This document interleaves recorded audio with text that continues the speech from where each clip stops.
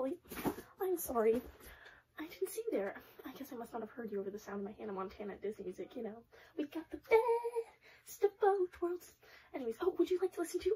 Of course. Here, one moment. Here's a handy little speaker. Oh. Site change of plans, it died.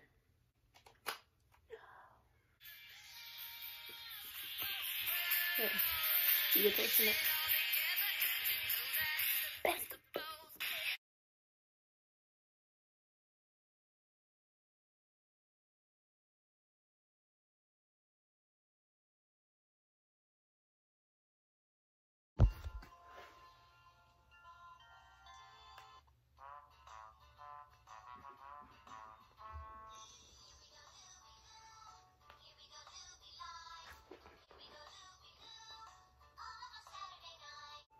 Hey, okay, sorry.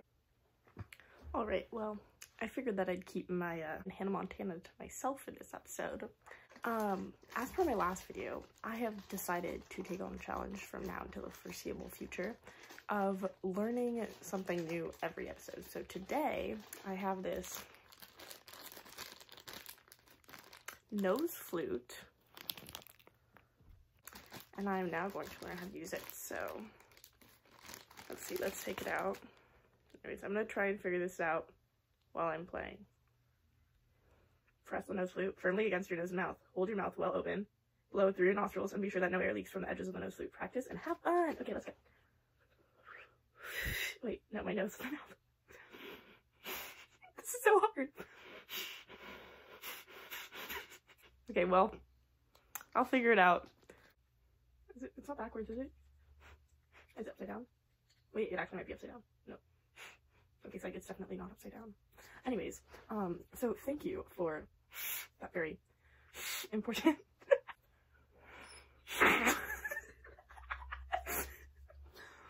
I'm doing what it says. I don't get this.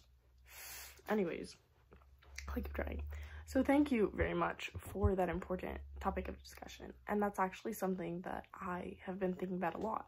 And when I heard your video, two other pieces of media immediately came to mind.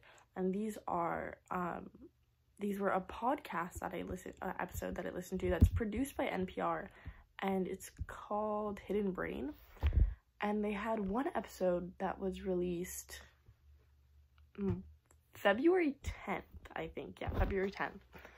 And it is this political scientist, and they were talking about this concept of political hobbyism that is so prevalent in the United States, and how politics has become so much of a hobby for so many people and a source of entertainment, and how it's fueled the entertainment industry in so many ways, and how that's really led to a new sort of interest that people have in it, that basically prompting you to question yourself, are you really invested in this because it brings out some emotional pleasure, or like because of the entertainment aspect that you're getting from it, especially with how divisive our current politics can be. And when you're discussing with others, you know, you get all these emotions, you feel all riled up, or, you know, you totally agree with someone and you're automatically more likely to try and,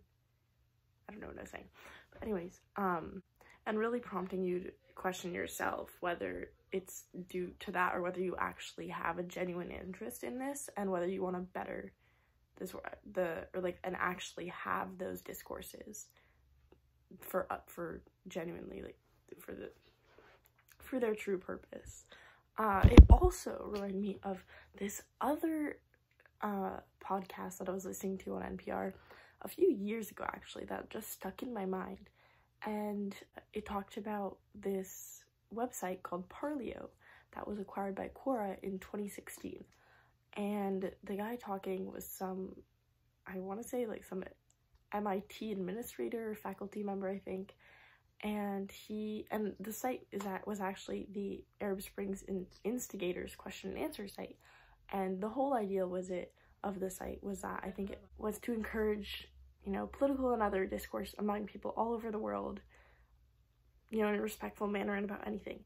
And this person being interviewed was explaining how through talking to others on this platform, he had been exposed to so many vastly different opinions from his own, and, you know, became, over time, super good friends with one neo-Nazi, which he, you know, was very clear in stating that he did not at all have a similar perspective as this other person, but over many years of discussing, respectfully talking with others and hearing out one another's viewpoints, neither of them changing their minds whatsoever, they'd been able to form this friendship and understand a little more of what the other's perspective was and what their way of thinking was.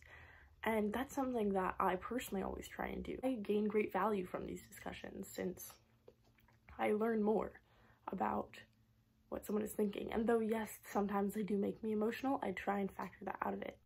But the fact that was talked about, especially as I mentioned that one podcast episode, is about the emotional investment that people put into this. And as you said, you know, people's opinions are each their own, you know.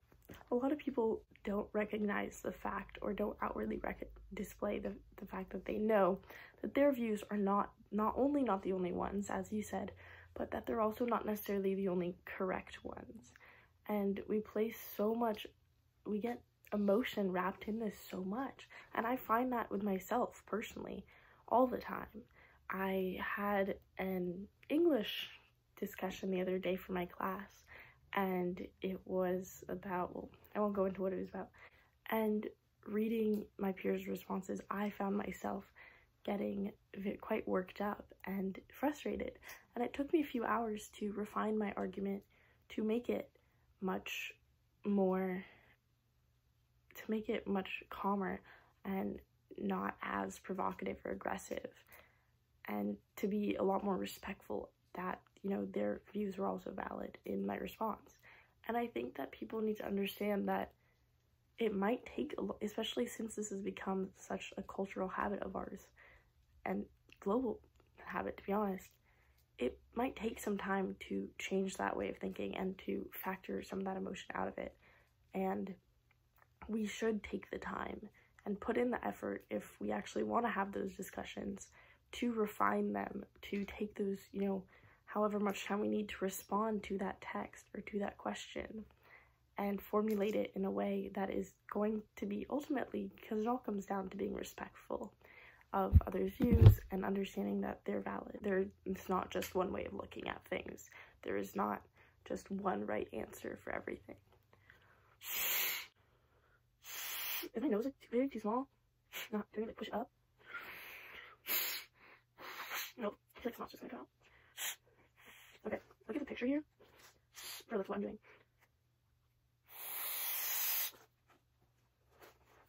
Is that the sound it's listening? Okay, I honestly have no idea. But I'm gonna keep trying and I will let you know if I finally figure it out. We're getting there, I feel like. Also, I realize that this video is a couple days late, and I apologize. However, I had some very valid excuses that caused this delay. So, Saturday, you know how people all over have been making a bunch of those, like, ping pong long tracky thing? There's an actual physics word for this, I'm sure. Here, what are long ping pong ball track thingies called? Thank you, Google.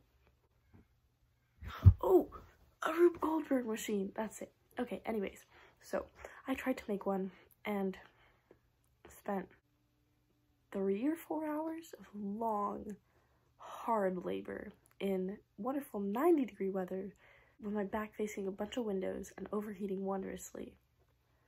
I had some interesting results.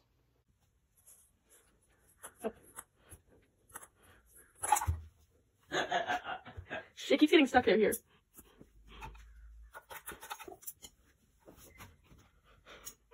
Got stuck again. Got stuck again. Coraline. Wait, woohoo! Oh wow, Coraline, you made it in the hole.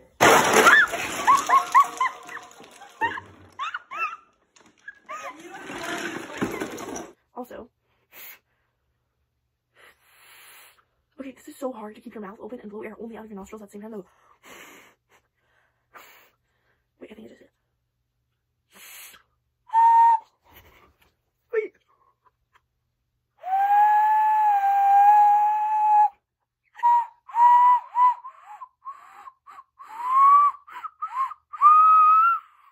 On Sunday, I spent the entire day unloading a moving truck, which was kind of ironic because y'all know what day it was yesterday, if you get what I mean. If not, it's okay, don't worry about it. Anyways, I clearly have some listening to get back to, so peace out, y'all. I'll see you next time.